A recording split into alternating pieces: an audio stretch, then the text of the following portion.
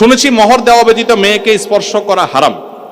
তাহলে যদি মেয়ের বাবা বা মেয়ের পরিবারের লোক এই পরিমাণ মোহর ধার্য করে যে ছেলের পক্ষে দেওয়া সম্ভব নয়, তাহলে এই অবস্থা ছেলের করণীয় কি?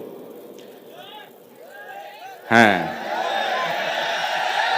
বুঝছি আমি, প্রশ্ন কমন পায়ে পড়ে গেছে, এই তো।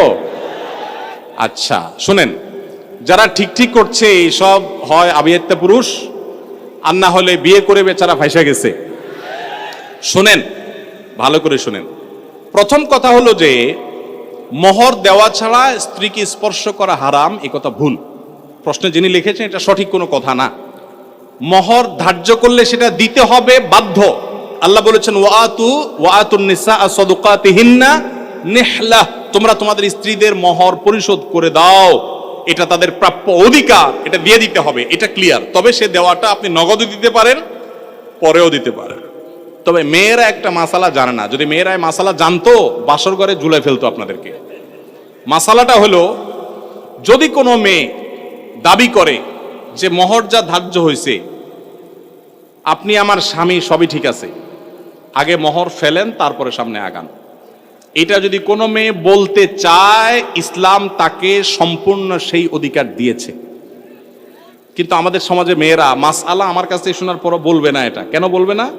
কারণ আমাদের সমাজে পুরুষগুলো এমন রাক্ষসের মতো এবং এমন জালিম, এমন অত্যাচারী, বেশিরভাগ, সবার কথা বলছি না, যে এই কথা যদি মেয়ে বলে বাসর রাতে, ঠিক আছে স্বামী সবই ঠিক আছে, আপনার সাথে আমার বিয়ে হয়েছে, সব ঠিক আছে, মোহর ধার্য হয়েছে, এটা আমার প্রাপ্য, আল্লাহ কোরআনে বলছেন, অতএব এটা দিয়ে দেন। ছেলে বাসর তুইয়া পালায় দৌড় দিবে, বলবে এই মেয়ে বাসর রাতে এখনই অবস্থা করতেছে, আল্লাহ জানে আমারে কোথায় ঝুলায়। ঠিক না বেঠিক? অথচ এটা ঠিক না। সব কথাই তো ঠিক ঠিক বলেন। এ ওয়াজ মাহফিলের একটা সমস্যা হলো, ঠিক হলেও ঠিক, ঠিক না বেঠিক? এটাও ঠিক।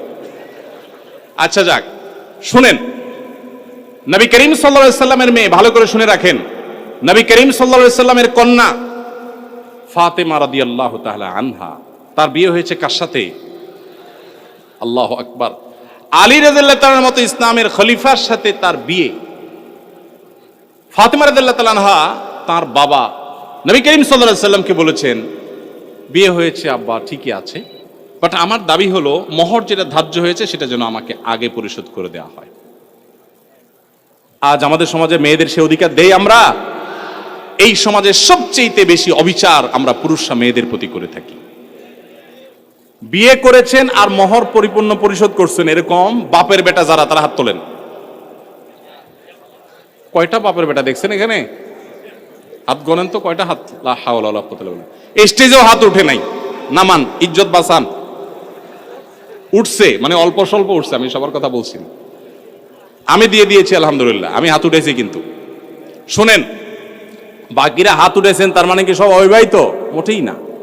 কিন্তু মোহর দেন নাই। মোহর যদি ধার্য হয়ে থাকে তাহলে সেটা দিতে হবে, কথা ক্লিয়ার? মোহর না দিলে স্ত্রীকে সেটা হারাম হবে, হারাম। আপনি পাওনাদারের পাওনা না দিলে যেরকম হারাম হয়, স্ত্রীর মোহর না দিলে সেটা গুনাহ হয়। হ্যাঁ, পাওনাদারের পাওনা যেরকম আপনি সময় নিয়ে তার কাছ থেকে 1 বছর 2 বছর পরেও দিতে পারেন, স্ত্রীর মোহরটা এরকম পরে দিলেও আদায় হয়ে যাবে। বাট যদি না দেন, মেরে দেন, যে আর স্ত্রীর আর কি দিবে, সেটা আমার ঘরওয়ালি, তাহলে কিন্তু আপনি ধরা খেয়ে গেছে। কথা কি বুঝে আসছে? অনেক আমাদের দেশে মেয়েরা এত সহজ সরল। অনেক ছেলে আছে এমন বাটপারের বাটপার, বাসর রাতে বউরে বলে, দেখো এখন মোহর তো ধার্য করছে মুরব্বীরা 10 লাখ, আমি তো 20,000 টাকা বেতনে চাকরি করি, কোত্থেকে দিব এত টাকা? তবে আল্লাহ যদি বাঁচায়, এই তো কদিন পরে ইটালি চলে যাব, কত টাকা আসবে, সবই তো তোমার। এইসব ফুসলানো কথা শুনে বেশিরভাগ সহজ সরল মেয়েরা বলে ফেলে, আরে কি বলেন, মোহর তো আমার লাগবে না, এসব কিছু আমার কিছু লাগবে না, এই মাফ করে দিল আর কি, ধরাটা খাইলো। এই জন্য সহজ সরল মেয়েদেরকে ধোকা দিবেন না। এখন কথা হলো, বাপ মা বেশি ধরে ফেলছে, কি করবেন?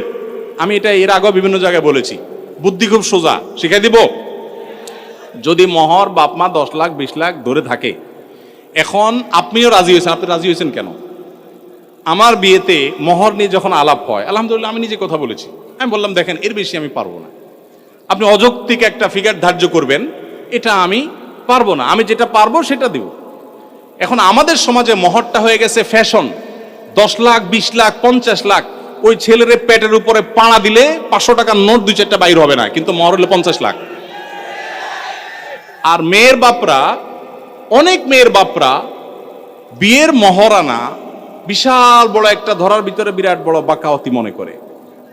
অনেক মেয়ের বাপরা এরকম করে। হাদিস শুনেন মেয়ের বাবারা, নবী সাল্লাল্লাহু আলাইহি ওয়াসাল্লাম বলেছেন, ইন্না আযমান নিকাহি বারাকাতান আইসারুহা মাউনা, সবচেয়ে সেই বিয়েটা বরকতময় হয় যেই বিয়েতে মহর সবচেয়ে কম হয়। ভালো করে শুনেন মেয়ের বাবারা, যেই বিয়েতে মহরের পরিমাণ কম ধরা হয় সেই বিয়ে বেশি বরকতময় হয়। আমি এর আগেও বিভিন্ন মাহফিলে চাক্ষুষ হাজির করেছি। যারা মুরব্বী আছেন এখানে, খবর নিয়ে দেখেন 10 টাকা, 15 টাকা, 20 টাকা মহর ধার্য করা হয়েছে। আপনি বলবেন সে আমলের 15 টাকা, বুঝলাম সে আমলে 15 টাকা, এখনকার 15,000 টাকা বা 1.5 লাখ টাকা, এর বেশি তো না। তখনকার 15,000 এখন 15 কোটি সমান তো আর না। কিন্তু তখনকার ওই 15 টাকার বিয়ে যতটুকু টিকছে, এখন 50 লাখ টাকার বিয়ে অতটুকু টিকে না। অনেক বাপমা মনে করে এটা বোধহয় বিয়ে টিকানোর একটা উসিলা, এই জন্য যত বেশি ধরবো বিয়ে তত টাইট হবে। না, এগুলো সঠিক কথা না। এটা প্রথম কথা। দ্বিতীয় কথা হলো 15 লাখ, 20 লাখ, 10 লাখ, 50 লাখ বাকাওয়াতি করে জাহির করলেন, আপনার মেয়ে 1 টাকাও পাইল না। মানে কি? যতটুকু ধার্য করা হবে ততটুকু দিতে হবে।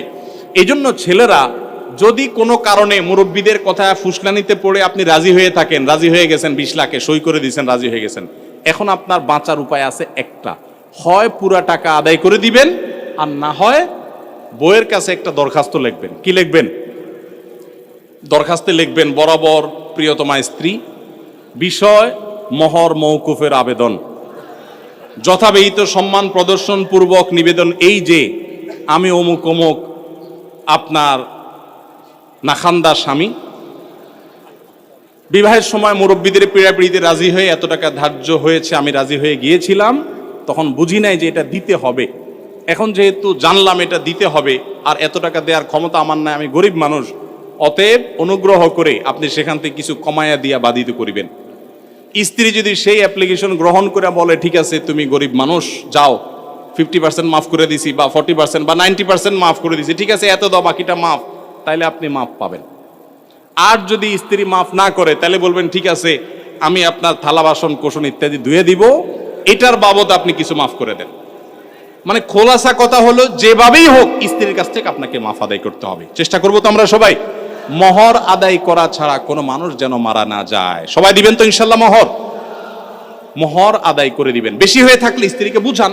আমি যদি একটু রসিকতা করে বলেছি, আপনি বুঝান স্ত্রীকে, দেখো বেশি হয়ে গেছে, তুমি তো দেখতেছো আমার অবস্থা, এখন তুমি একটু স্যাক্রিফাইস করো, আন্ডারস্ট্যান্ডিং করেন। সে যদি কমায় দেয় তাহলে সেটা জায়েজ আছে, কোনো অসুবিধা নাই। এজন্য কাঠি কিন্তু বইয়ের হাতে। যাদের মহর বেশি ধরা হয়ে গেছে, বইয়ের সাথে বেশি তাফালিং করবেন না, নরম নরম সুরে মাফ করায় নিবেন অন্তত।